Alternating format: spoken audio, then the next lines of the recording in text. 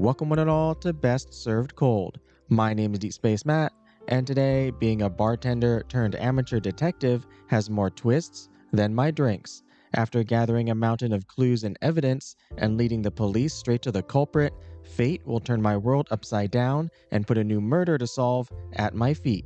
With new drinks to mix and unfamiliar faces to interview, where will this new mystery lead?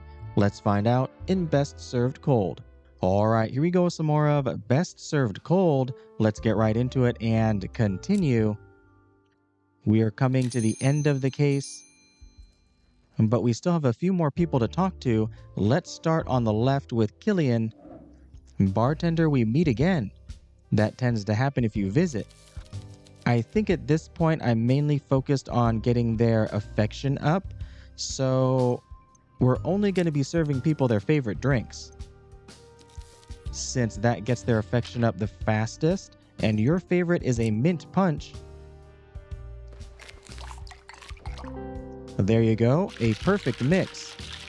It'll knock you out. Although hopefully not on my floor, I have to clean that up.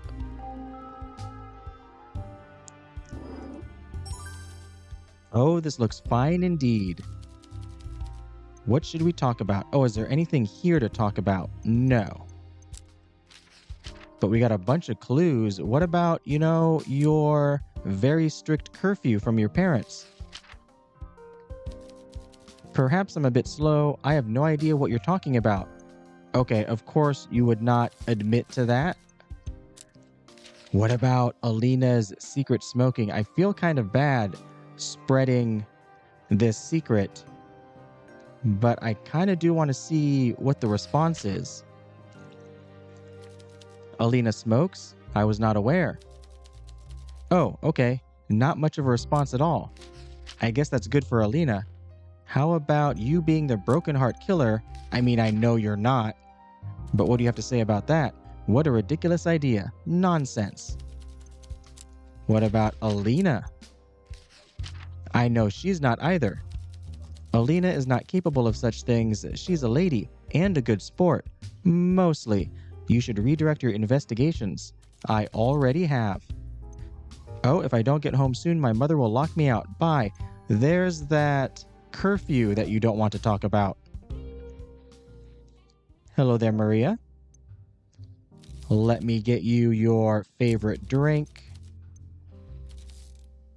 which is, the femme fatale. That's right. Oh gosh, careful. I got stuck there, almost went backwards.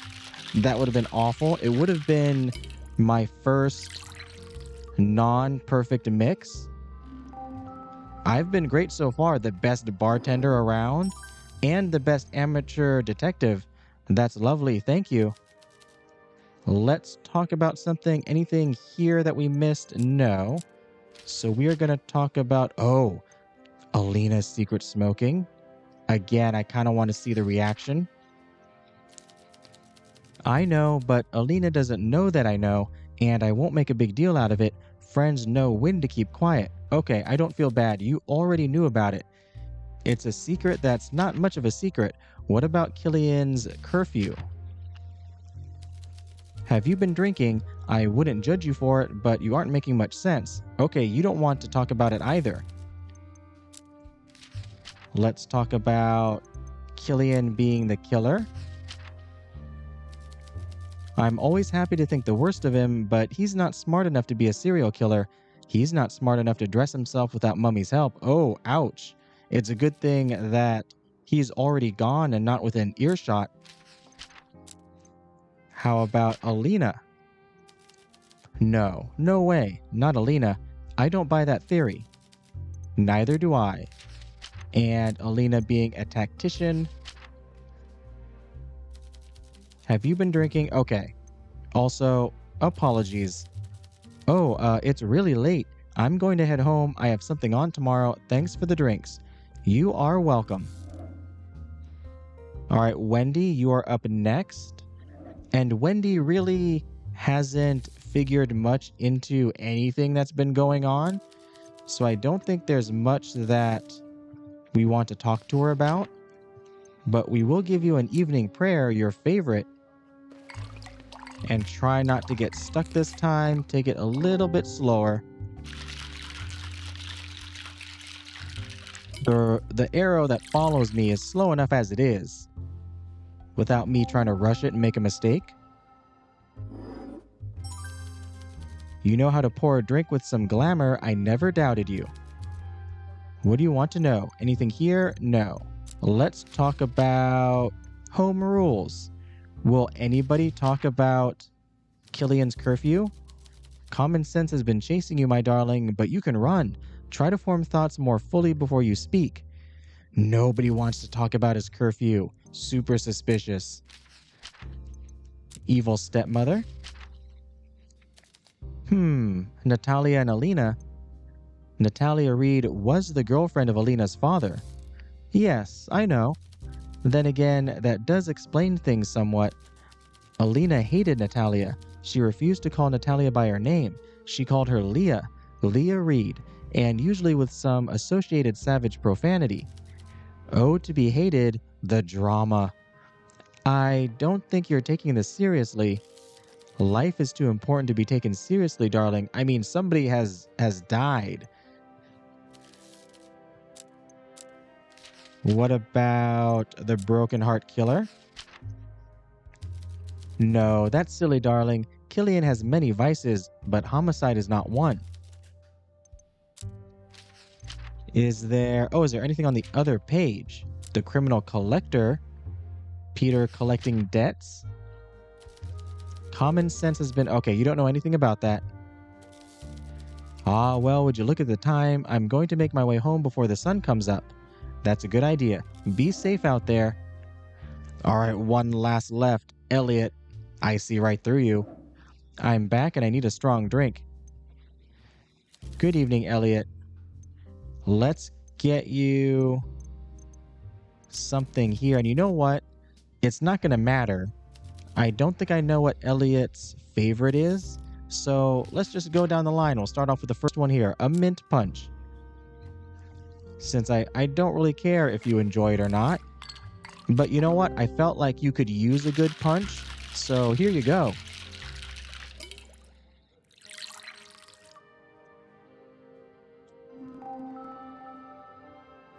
As long as you pay for it. That's a nice drink. Clean glass, crisp taste. Oh, wait a minute. You like it? You're actually in a good mood? I guess there's a first time for anything. What do I need from you? Oh, you're in a good mood. We got this unlocked. Hobbies. Tell me about yourself. What benefit would we gain by sharing such details? I'm a customer and want nothing more from you than the drink. Do you have any hobbies? I collect stamps. I inherited a collection from my father and I'm struggling to get rid of it. Stamps. Yes, the little square boxes you put on letters. I'm trying to trade the rare ones to become independently wealthy, but it is going averagely. Do you like the art? You don't want to keep them. I don't consider hobbies to be a very masculine pursuit. Men should aspire to spend their time on things of value, such as bettering society, exploring the natural world, mining precious metals, colonizing the subcontinent. Oh my goodness. Constructing large towers. Okay. Okay. All right now. Somebody is clearly compensating for something. Large towers. Do you do those things? No. I mean, men in general. Okay, you're just waiting for something to happen to you, is what it is. And something will definitely happen to you when the police come a-knocking. Let's talk about Alina and her evil stepmother. Really? I don't know about that. How about Broken Heart Killer? What are you actually talking about? I don't know what you're asking me. You don't know much, do you? Next page. Criminal Collector, Peter. I know you don't like Peter. He is not to be trusted. That much should be very clear to any gentleman. One more action left. Let's go with Loverboy. What are you actually talking about? Okay, you don't know anything about that. Oh, can we get every single clue asked about? We have literally asked you about everything. and you also don't know about it. So we still have an action left, which means we're just going to end the conversation here. I am done. Time to wrap up. I'll be going. To prison is where you'll be going. Well, back to your seat. But it is last call. And actually, I think at this point, we should just skip to the deadline, because any days after this are just going to be me serving people's favorite drinks and then not talking to them about really anything. So yeah, let's just skip to the deadline and see what happens. I am excited to see what happens. Tuesday the 16th. Hello there, officer. On the day of the deadline, Hugo returns to the bar an hour before it opens. Constable Mertens, we're not open yet, I'm afraid. Hugo's expression breaks and he smiles, his eyes light up, and he roughly pats you on the shoulder. Good work, bartender. You found the culprit and helped me secure my promotion. We should celebrate, and we're certainly in the right place to do so. What flavor would you like to celebrate with? Surprise me. Anything will have taste of success in it at this point. We should celebrate, and we're certainly in the right place to do so. Yes, indeed. Okay. We are going to get you just your favorite, I suppose. A toast to a safer Bukovi. Yes, and you want a wake-up call.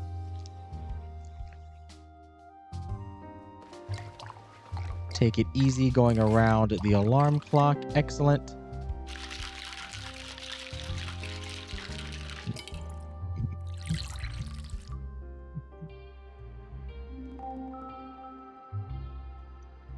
Please don't choke on the beans. Ah, that hit the spot. Coffee may be bitter, but victory tastes so sweet. I can't wait to see their faces back at the station when we put Elliot away for good. He'll never see daylight again. Our case is watertight. Good job, sport. Good job. Hugo flips his notebook closed and looks down at his drink. It's empty. For a moment, you wonder whether he'll order another, but instead he meets your eye. It looks like he's just come to a decision. This partnership ended up being a profitable one. I made the right choice when I asked you for help. Well, I didn't have much choice, but I'm just going to say glad to help. Oh, he liked that. We made quite the team. My intuition, insight, and deduction, and your legwork. I wonder, would you do this all over again? I mean, come on now. It was my legwork and my intuition and my insight and my deduction. Would I do it over again? Sure. I'd like to try more detective work. Let's go. Well, that might be a possibility, but not for a while. A year at least. What are you talking about? I'm going to have to book you. What? Even if you helped catch a killer, this establishment is still illegal and what you're doing is a crime. What are you talking about? Are you serious? I am. When I first came here, I told you I had 2 weeks to catch the killer. I lied. I gave myself 2 weeks before I would shut this place down. The law is the law. Now we have the killer. I can catch 2 birds with 1 stone. Oh, come on now. Yeah, come on. Kill 2 birds, you mean? Quite. I'm taking your cooperation into account when I put in a good word, but you're still being charged, and with your history, I'm not sure anything I say can save you. You betrayed me. Yes, whatever. I'm a man with a job, and that job is catching criminals. Why did you think this story would have a happy ending? I mean, you just got a promotion from me. He finally stands up, putting the notebook into his inner pocket. You feel numb as you watch him fix the creases on his coat. Run. We gotta run. Like, throw some drinks in his face and run. It's a shame. Some of the squires at the station could learn a thing or two about police work from you. Let's keep things moving. I have to cuff you. Oh, next chapter.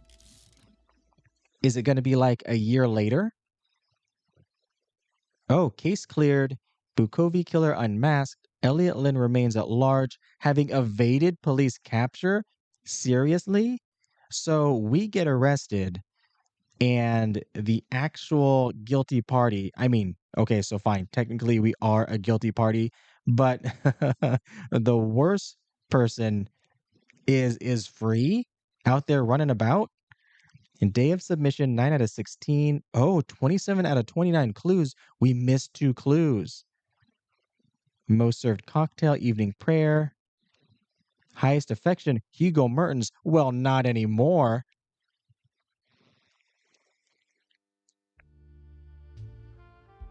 Oh, it is 1 year later.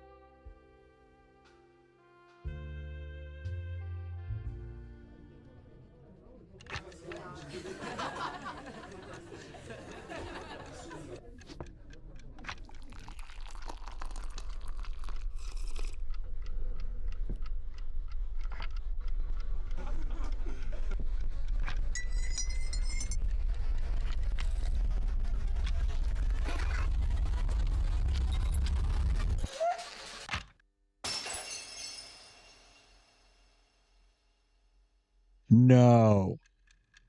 No. What? Alina?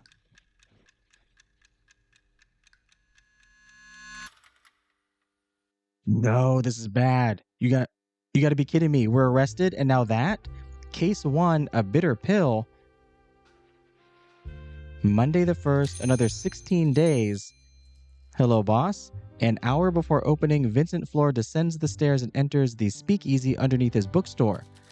He sits down in front of you with a big smile, his eyes twinkling with mischief. The grand opening of the nightcap. Haha, I haven't felt this excited since, well, not for a while. Isn't it risky to reopen? Certainly not. Police have clamped down on nearly every speakeasy on the boulevard in the last year. With the illusion of certainty comes complacency. A firm belief that all establishments have been closed makes funding continuous efforts to try and find new ones redundant. Consider it reverse psychology. Surely nobody would attempt to open an illegal establishment in the same place twice. And that way of thinking is exactly why here and now poses the least risk. I'm not sure if that logic floats. What would happen if we get caught? The constabulary are no longer trying to send a message. At worst, we might get a fine, but with business booming, it wouldn't set us back more than a month of profits. When I was hiring, I made sure to find an honest, professional bartender who needed the work. I picked you for this risky venture because I needed someone with a sense of adventure and a clean record. My record is clean because I haven't been caught. Wait, wasn't I caught? With the current cost of living, I had to become adventurous. I was caught, but I'm going to say I haven't been caught. Oh, you liked that. Oh, but our affection is back to 0. Okay, so it really didn't matter for us before to be using the remaining days to gain affection, because I'm guessing with each chapter or case, it's just going to reset anyway. Yes, the sparkling audacity is precisely what I was looking for in a bartender. Now, might you be good enough to make me a drink? What do you fancy? Please show me why I hired you and surprise me. I will leave it to you how. Now, might you be good enough to make me a drink? Yes. You find a clean glass and place it on the table. Vincent perks up. Can I tempt you, Vincent? Absolutely. Make it something classic. Okay. And oh, all of this is reset as well. So before, your favorite drink was an Eastern Ruby. Oh wait, there's new stuff here. Ambush, Orange Daisy, Liberty, Perfect Storm. We lost, what did we lose? The Femme Fatale was there. I remember that because we just made one. I don't remember what was in the other spots. Oh, Royal Flush? I think that's new as well. Very cool. Okay, well, I hope your favorite is still an Eastern Ruby. Let's find out. I am glad that we have like new drinks.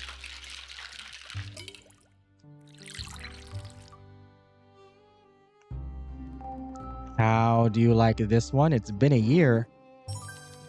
That's the purest nectar perfection. Okay, it is your favorite still.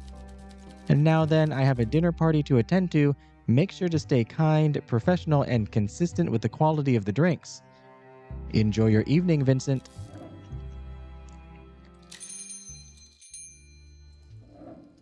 Oh, look at this. We have all new people.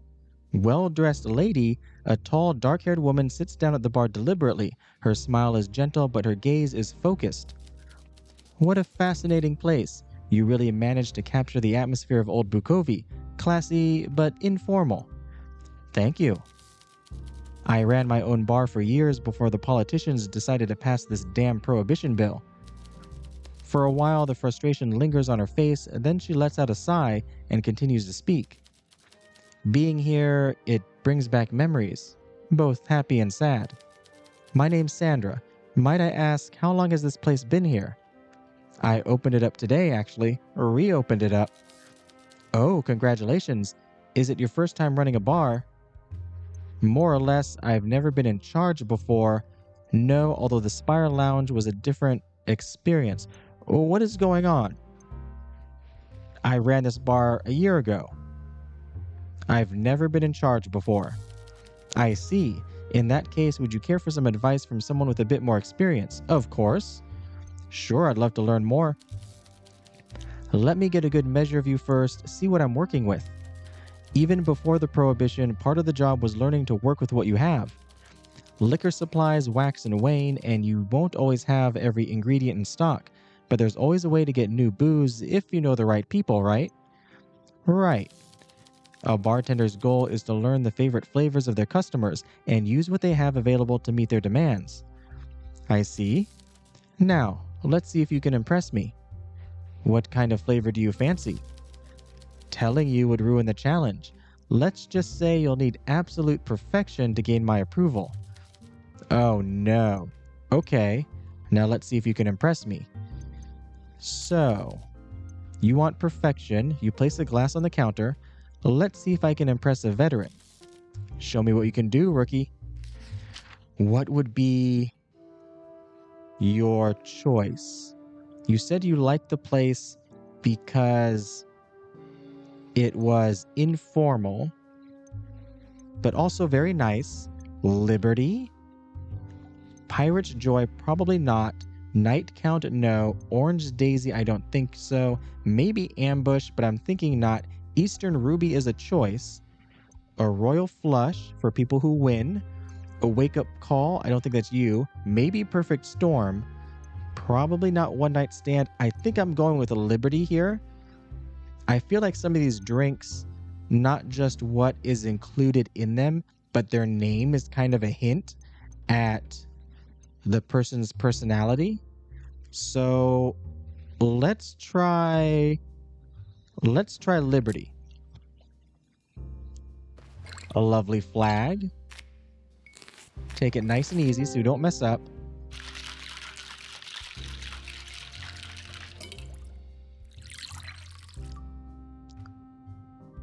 All right, do you care for this drink? It looks very nice.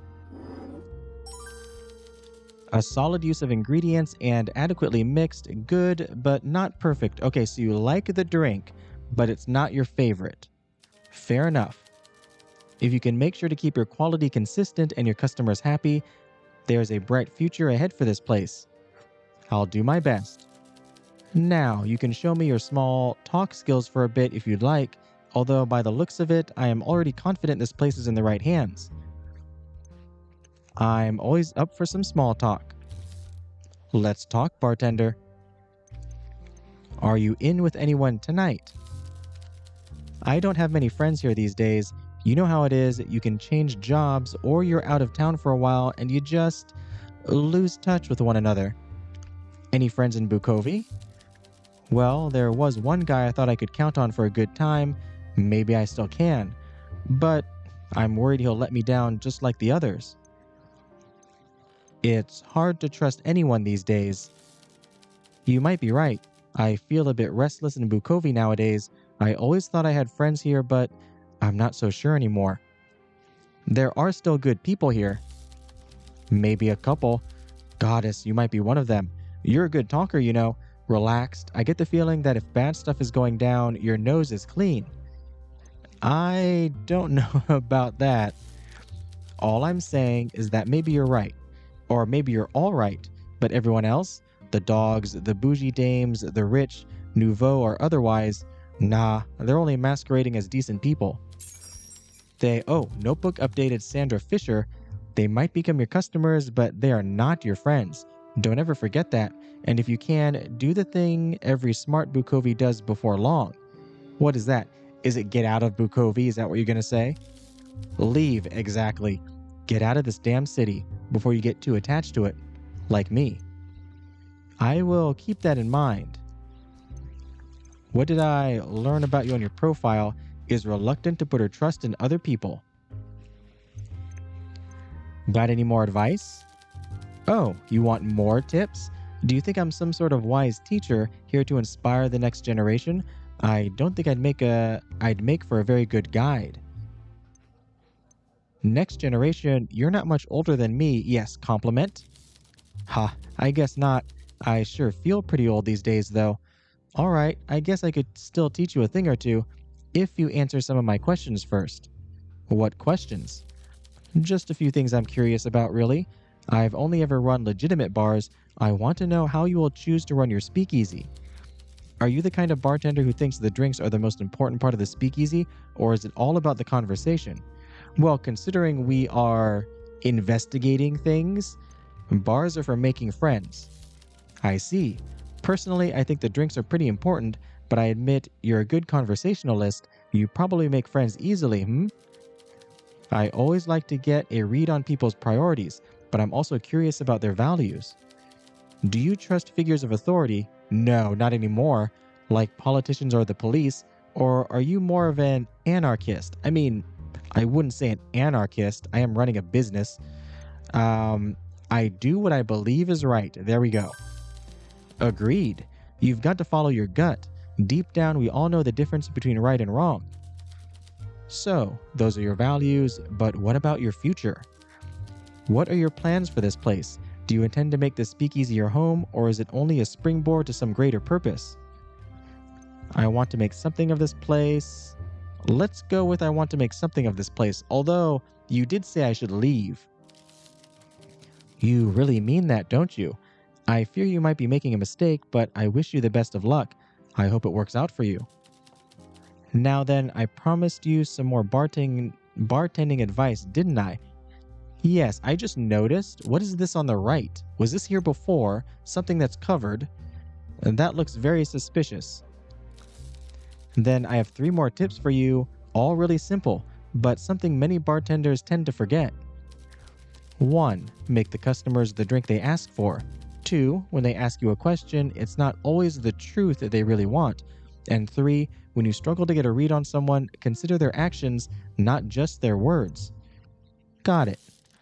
Let's talk, bartender. I think that's everything. I mean, I have no clues because there's no case at the moment. This may very well be the last speakeasy in Bukovi, making you the last representative of your craft. Really? Really. And I don't think that'll be changing anytime soon either. I sure don't plan on getting behind a bar right now. I'm keeping my head down until this prohibition blows over and I can get my old bar back. Good luck. You probably won't see me around too often, but it seems this place is in good hands. You'll be just fine. I'll see you later, kid. Again, you're not much older than I am. With a last wink, Sandra downs the rest of her drink, rises from the bar stool, and walks back up the basement stairs, disappearing into the night. All right, we got some folks over here. Let's start on the left. Fancy gentleman. A man with dark hair talks with his tall friend before approaching the bar and sitting down. Good evening. Hello, I'd love a drink now. Any preferences? I'm quite fond of coffee. It's a wonderful beverage. Perhaps you could work it in somehow? I absolutely can do that. Do I still have the wake-up call, I think? I'll mix up something nice. I'm not as refined as I look. Don't worry about perfection. Just make it strong and colorful. Yes, I do. Okay, that has coffee. Anything else that has coffee? This one, the dark rum, coffee liqueur, coconut cream, and ice cubes. This is with a vodka. It's got coffee liqueur and espresso. He wanted it strong. Oh, what's your tolerance? I've not been looking at that at all. 4%. Oh, 1%? No, we'll go with a 4%. Get you right here.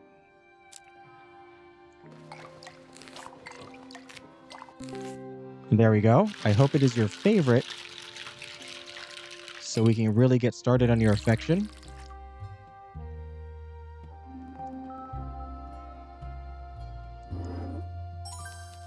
Sometimes the pursuit of perfection leads us astray, but today you have not missed the mark.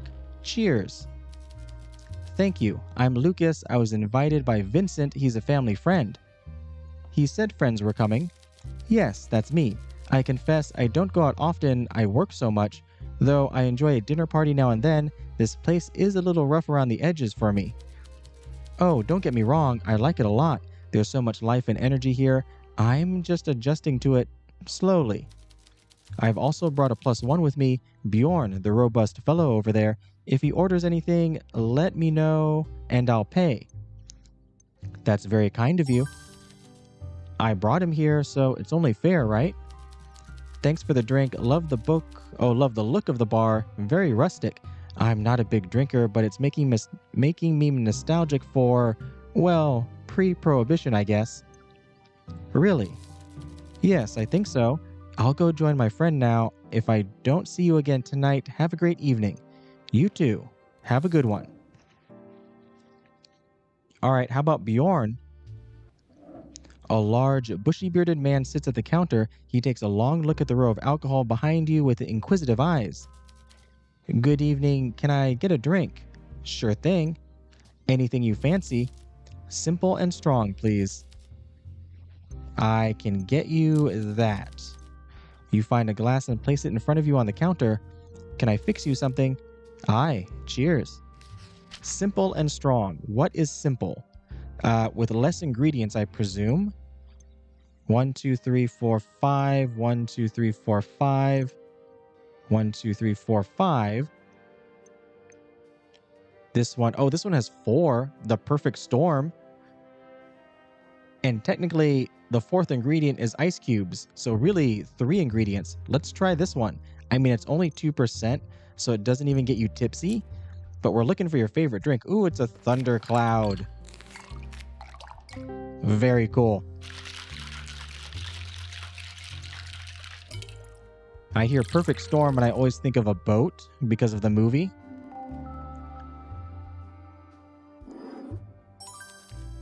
I won't complain. Does the trick. Okay, not your favorite, but you like it.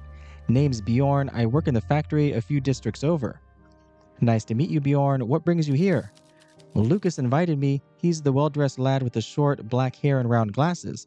You mean the only other person in the room. Are you local? Yes, I moved to Bukovia a few years ago for work. What sort of work? Metalworking.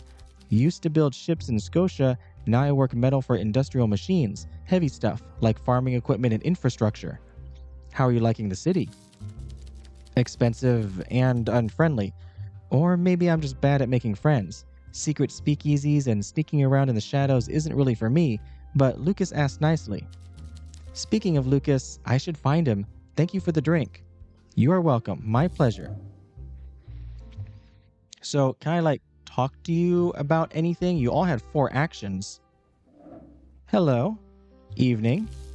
Business looks to be going well enough. Now, what looks good tonight? Oh, there we go. How are you and Bjorn getting on? I have tied myself in knots trying to figure him out. I think I need a drink before I talk about this. Okay, I need your affection up higher, maybe. Or I need you to be at the right intoxication level. You need to be here at drunk. You work on the boulevard too, right? Yes, in the International Business Office of the Grand Central Bank. How is business? Good, for now. I've been promoted a few times, and if I keep working hard, I may make assistant manager next year. Your job sounds interesting. Don't say it sounds dull. Thank you. Few would agree, but it's steady and pays well. I mean, I can't retire quite yet. Retire? How young are you? You look really young. But I can afford nice food, good coffee, and as many cocktails as I can handle. And it's probably a good idea to have an essential job to avoid conscription. Are you worried about the war? We don't use that word at the bank. It tends to make our customers nervous. But yes, unrest slows business, and I worry that most of the borrowing and loans we see right now are disaster investors and profiteers. Why would anyone stockpile food now if not to benefit from it later? Who is stockpiling? It seems to be more expensive luxury items we see being bought in bulk and stockpiled, mainly by former currency speculators from Belgium and Bulgar. Currencies are too unstable, so they have changed their focus. Do the banks think war is inevitable? Do you think war? What do you think? I just work in a bank, but I feel like we are already in the next turning, you know. That's the theory that history turns through 4 phases over and over, and right now we are turning into phase 4, conflict. I hope I'm wrong. What looks good tonight? What do you do for fun, Lucas? Well, every day I try to do my 3 main activities. If I miss any, I really am very grumpy, but if I do all 3, I'm ready to face the day. What are they? First is the morning coffee routine, obviously, but I also like to crumble a brown sugar biscuit over some fresh yogurt and whatever berries I can find. On special days, I drizzle some lavender honey on top. Then I go out in my garden and feed my cat Martha and... Why'd you say that name? Sorry. And see if the little finch is eating from the bird feeder. I call him Bartholomew.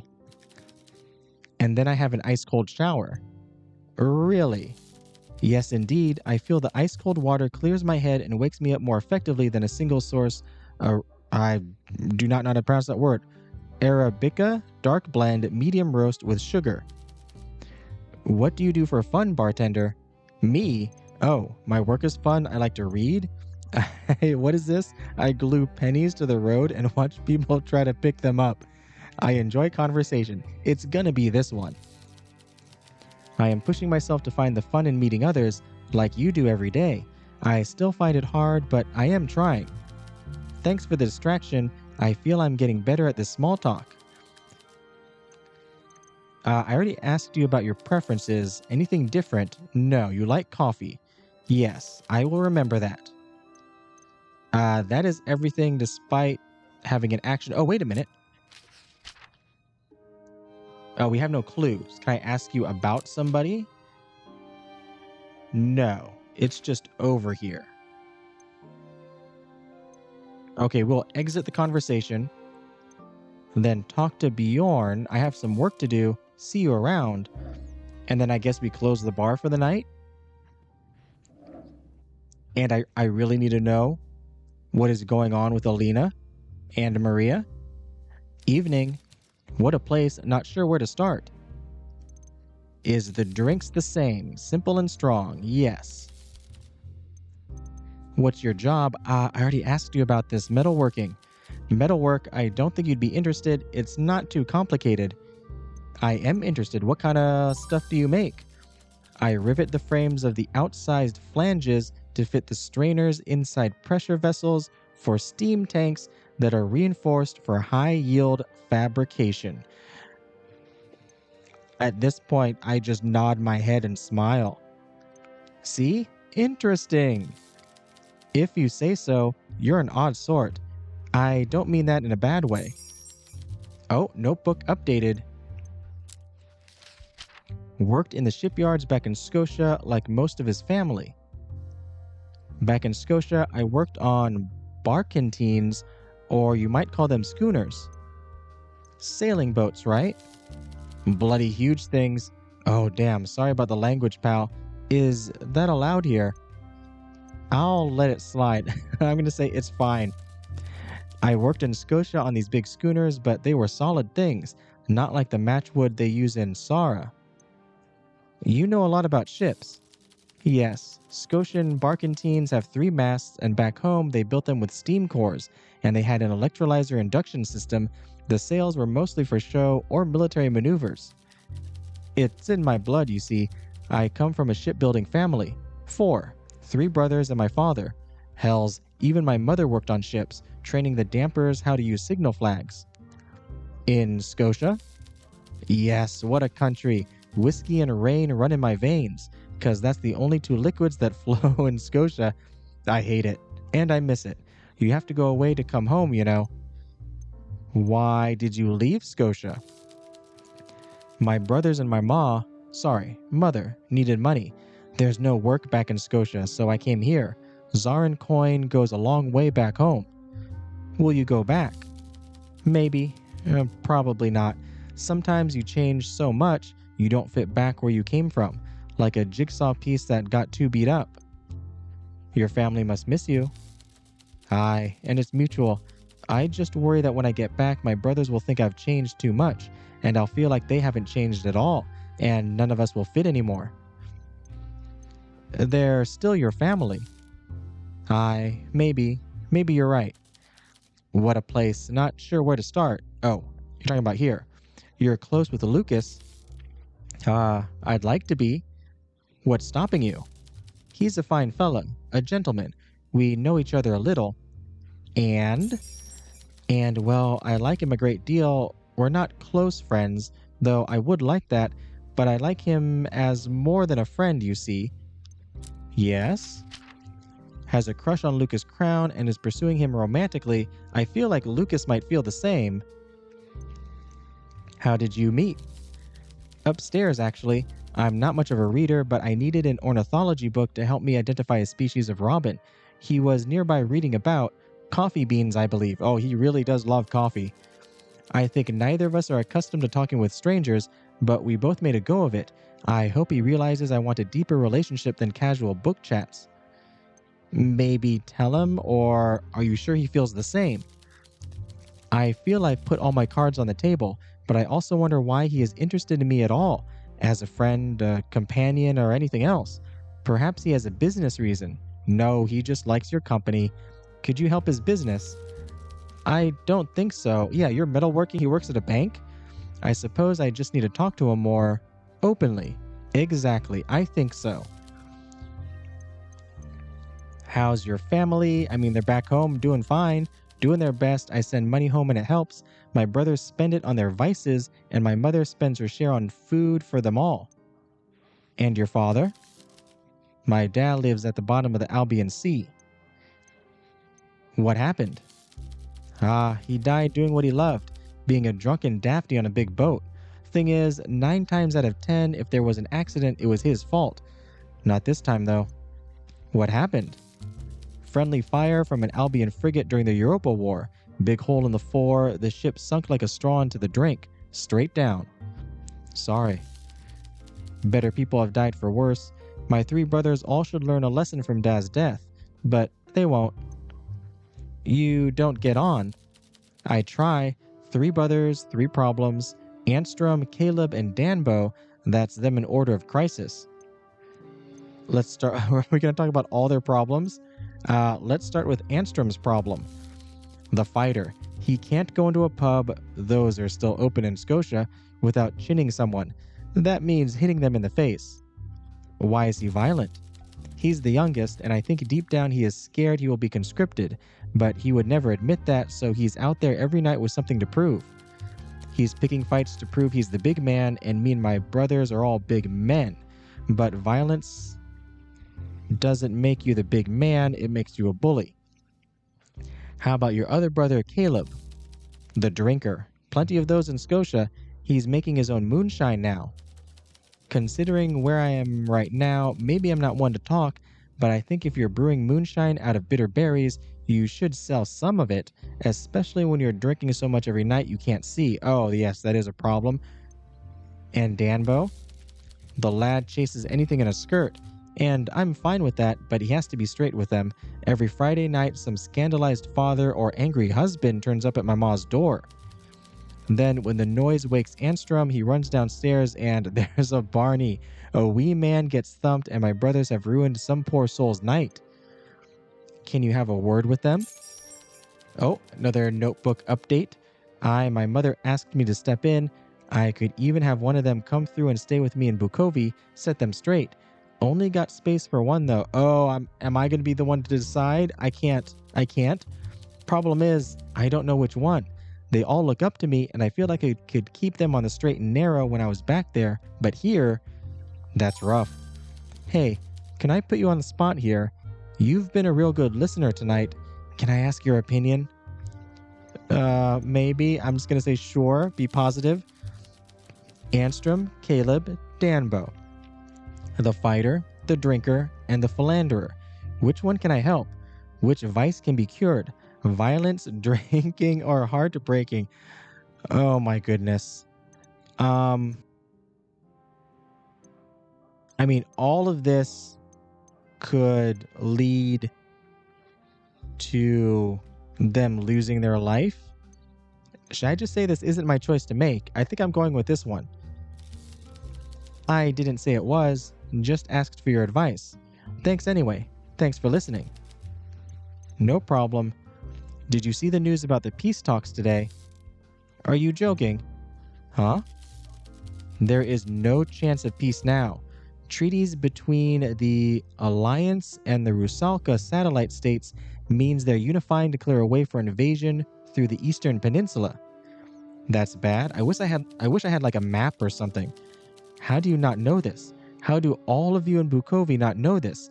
I keep trying to talk to the Zarin people about what's happening in the world, and they look back at me like I'm reading them a story from a fiction novel. You're right, we need to face the realities of war. I understand that war is frightening, but it is going to happen. We are running out of time, but everyone in Zara wants to pretend this party can go on forever. Why are you sure it's coming? In my last job, I worked on these long, reinforced barrels for Earthshaker cannons. These things have to have striations that were 3 whole inches long to stabilize the munitions.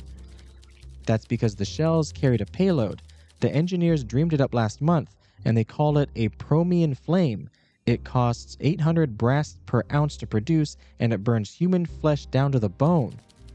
You don't make something like that, or you don't make something that expensive and that cruel unless you plan to use it.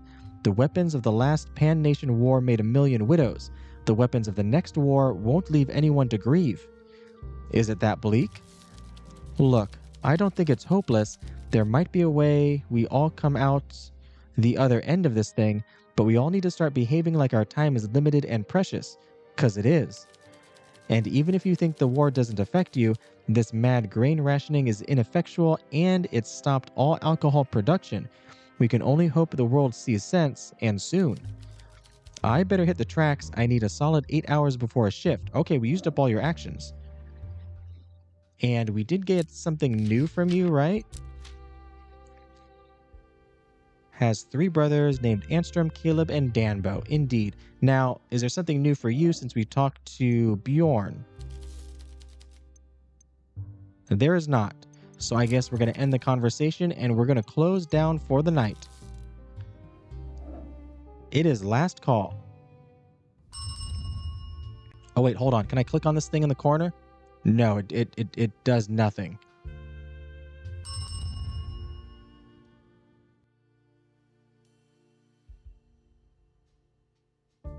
All right, Tuesday the 2nd. Oh geez, what is going on? This is bad. Vincent enters the bar, followed by a man dressed in a long coat with piercing blue eyes. They sit next to each other, but their body language makes it clear they do not want to be near one another.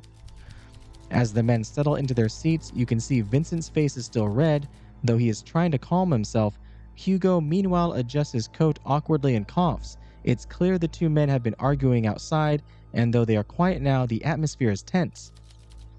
After an awkward silence, the man speaks. Well then, detective, now that we have some privacy, perhaps we can talk this out like civilized men, or, by all means, continue your tirade. Yes, it's better we talk here instead of continuing our argument in public in the streets. Now, Mr. Floare, despite all those protestations, there we go, that's what the word is, you knew about the illegal bar the whole time. In fact, though you feigned ignorance when the culprit was caught, it was originally all your idea. Wait, culprit? Who are we talking about? Elliot? Was he actually caught? And 1 year later, I return to find you have the audacity to reopen the speakeasy, this time with a new sidekick. Wait. Am I playing a different person? You narrowly avoided ruin by shifting the blame, and having learned nothing, you're doing the same thing all over again. You have gone too far. You had no issue with keeping this place open when it suited you and your career. You used this place as a hunting ground to catch your suspect. I'd say you got what you wanted, Constable, or should I say detective. Your promotion was won with my help, and dare I say, you enjoyed more than the odd triple while on the job.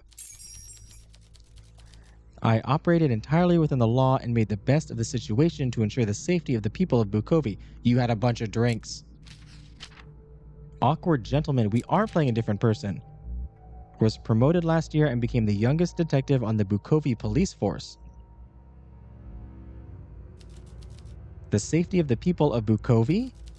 Vincent Lee lets out a hollow, sarcastic laugh. You climbed the ladder and kicked it away when you got to the top. The last bartender didn't deserve to be hung out to dry like that. Despite my help and cooperation in apprehending that vile killer, Elliot Lynn still got away, and the speakeasy was closed down. Okay, so Elliot is still on the loose. Hugo takes a deep breath trying to calm himself, but it's not really working. That's beside the point here.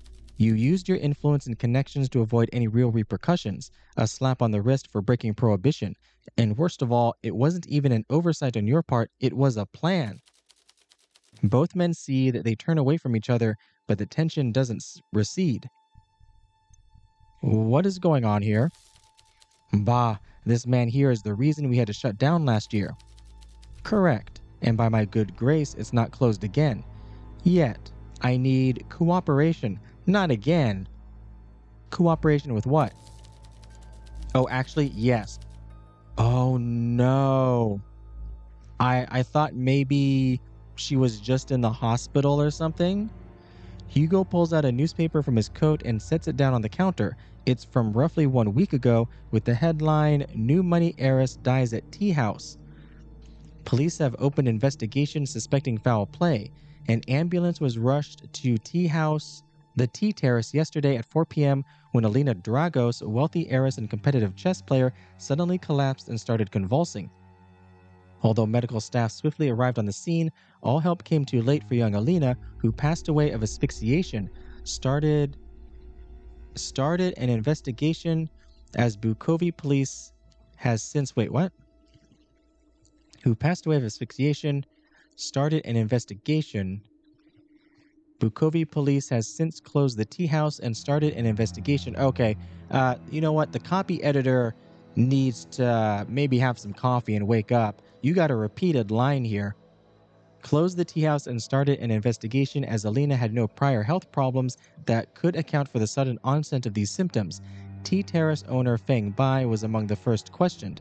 Several other witnesses have been brought in for questioning, including the friends who were present during the incident, as well as famous singer and radio show host Olivia Carmine. Okay, who was there? It was Alina, it was Maria, it was Killian, and I think it was Wendy as well. An ambulance was... Okay, we just read all this. I did not have to strain my eyes to read the small type. I guess I could have just read this down here. Yes, at the Tea Terrace yesterday, a week ago yesterday, medical staff arrived, passed away from asphyxiation, closed the tea house, no prior health problems. Other witnesses, including friends and Olivia. Let me lay my cards on the table. I was assigned to this case and am currently struggling to find a lead. Through no fault of my own. Sure, whatever you say, you're an awful detective. Awful detective. Progress has been slow. Too slow. I need your help. I don't know your face, which is usually a good thing in my line of work. Mr. Floare here is already on thin ice, but I wouldn't want to put a stain on a clean record like yours. So please, work with me here. Last year, both Alina Dragos and 3 of the witnesses mentioned in this article all visited the speakeasy.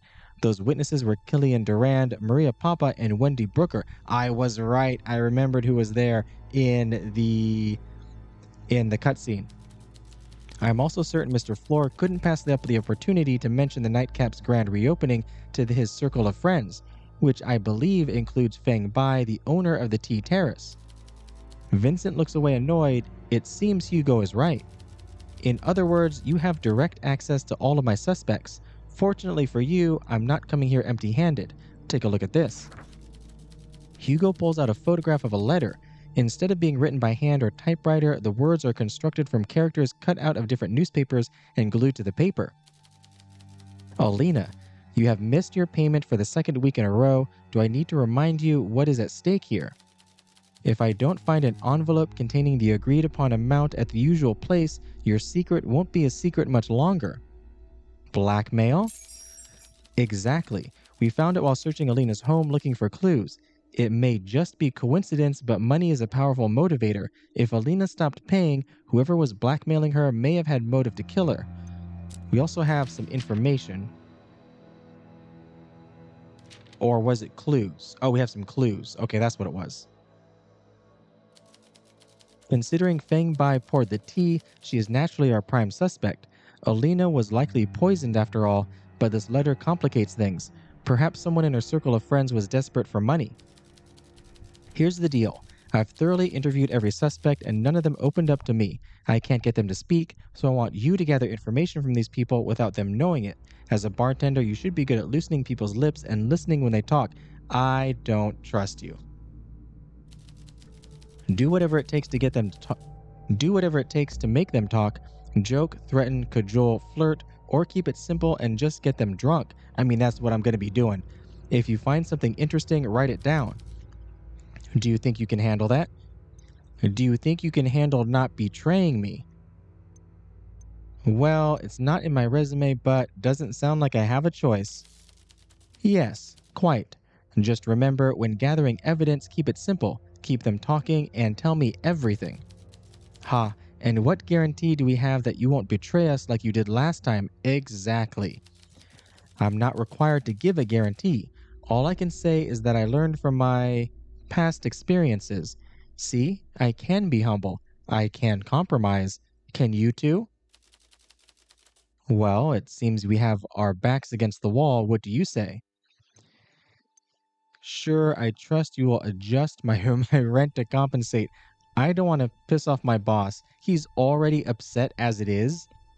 It seems we have no choice. I can't protect us from Detective Mertens' scrutiny right now, but he is observed too. I have some friends in the upper echelons of the constabulary, and the detective better make sure he never sets a foot wrong. I think we all know where we stand. These terms are acceptable. My superiors have given me a deadline, 2 weeks. Find me something tangible by then. Oh, because we're starting on day 2, so it is still the 16th, but 2 days have already passed. Yes, Detective Mertens. Good. Keep up that attitude and we'll get along swimmingly. I'll drop by later to bring you a case file. In the meantime, you can start by getting to know our dramatis personae. Better make a good impression. With that, both men get up from their seats and exit the bar. Okay. So I will say, personally invested now in finding out who did it. A well-dressed young man enters your bar with an air of excitement. Though you only served Killian Durand a handful of times at your previous job, you recognize him instantly as he walks over with confidence and takes a seat. Glad to see this place open again. There's so many ways to look at the world, and sober is the worst one. Hello again, Killian. Again, I don't recognize you at all. Where did we meet? I worked at the Spire Lounge, remember? I don't think he remembers. Killian eyes you up and down, and for a moment there is a glimmer of recognition, but then it is gone. Well, don't dilly-dally, mix me something. What's your taste in drinks? Too many questions. My head needs lightening with booze. Okay, I don't remember what your favorite was, and I doubt we have any more information. No, it's all gone. Yeah, it's all gone. Tips, no. Clues. You find a glass and place it in front of Killian. Care for a refreshment? I really shouldn't, but I want it. Go ahead then, make it good. Alright, let's go with something that will get you to 4. What's at 4? Wake up call is at 4. So is Pirate's Joy. Let's go with Pirate's Joy. Does this bring you joy?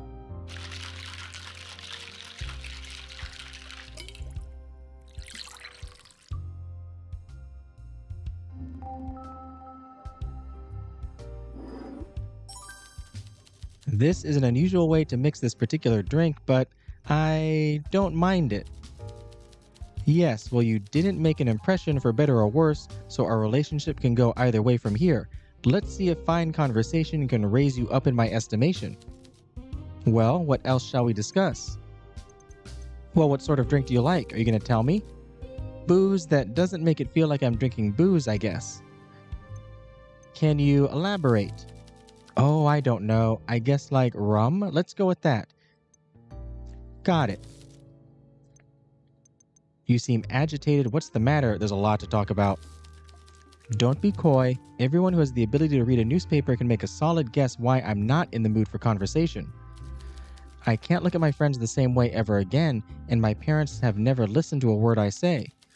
I'm all alone with nobody left to trust. I'm sorry to hear that. You get the feeling that Killian is holding something back. If you connect with him, he might reveal more. Okay, so we need more affection. Tell me about your family. I resent them, and I'm certain they resent me. I have never been given even a single ounce of trust or respect in my entire life. Every aspect of my existence is subject to their whims, and while under their roof, I have no comeback. My family has produced esteemed professors, lawyers, teachers, doctors, the works. I come from a family who expects some degree of academic success. How could such smart people not see that I was unable to follow that path? I'm just not cut out for such a life. I tried my hardest, but I never had the ability or the interest to pursue any of these textbook subjects with their big words. They let you down. Oh, found a clue, homecoming. I managed to escape that life for a while, but my freedom was short-lived. A few weeks ago, I was thrown back into that gilded cage. And I can see the wealth, but I cannot touch it.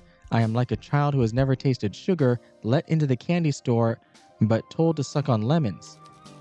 Bah, don't mind me. I'm in a foul mood. It says you're in a good mood. I've talked more than enough about my parents. Maybe the alcohol is loosening my tongue a bit too much. Take it easy. What else shall we discuss? Do you work in the city? Are you kidding? Or are you offering me a job? No, wait, even if you are, I am not interested. Why not? Imagine me working in a speakeasy. I would not be happy. The customers would not be happy. Damn it, I'm sure the bottle of vermouth would be frowning at me. There's other things you could do. Do you even want a job? Maybe that's the one. No, I want society to treat people without a job the same as people with one, with respect. How will you have money? Must dating beautiful women and drinking good wine be considered less noble than shoveling dirt or baking bread? Those aren't the only two jobs. You like that? I am aware there are a few others. Look, it's not like I am useless. I could work, but there is no support to do it, and no obvious path for me to follow. No, the only job I'll be engaging in is the waiting job. Mother can't hold onto my trust fund forever. Well, good luck with that. Yes, well, at one point, Alina was going to pay for me to return to college. Oh, wait a minute. And obviously, that's out the window now, too. So I'm back to my original plan. I wait for the wealth I'm owed to come to me. Okay, so you might have some sort of motive. Do you have family nearby? Two nearby. Tell me, when do you think parents' responsibilities for their sons and daughters ends? I would say never. They're always your parents. Really? Well, I agree, somewhat. They certainly don't stop being responsible for your financial well-being just because you have moved out of the family home. So you're short of money. It wasn't hard for you to read between the lines there, was it? Yes, indeed. I am granted an allowance which would stifle a child's ambitions. Please, Mummy, can I have a penny for sweeties? Such benevolence from mother and father. If I were less patient and canny, I might strike out on my own and leave them to rot in the family manor. I mean, you should do that, but you don't seem like the kind of person that's going to do that. My mother is expecting me back soon. I should get a hustle. You and your curfew that you won't admit to. Okay, well, we have one case down and a new case in front of us, and we're a whole new person as well. We're also at over an hour, so it's going to do it for this episode. This has been Best Served Cold, and if you enjoyed the video, be sure to like and subscribe. And if you made it this far, thanks for watching.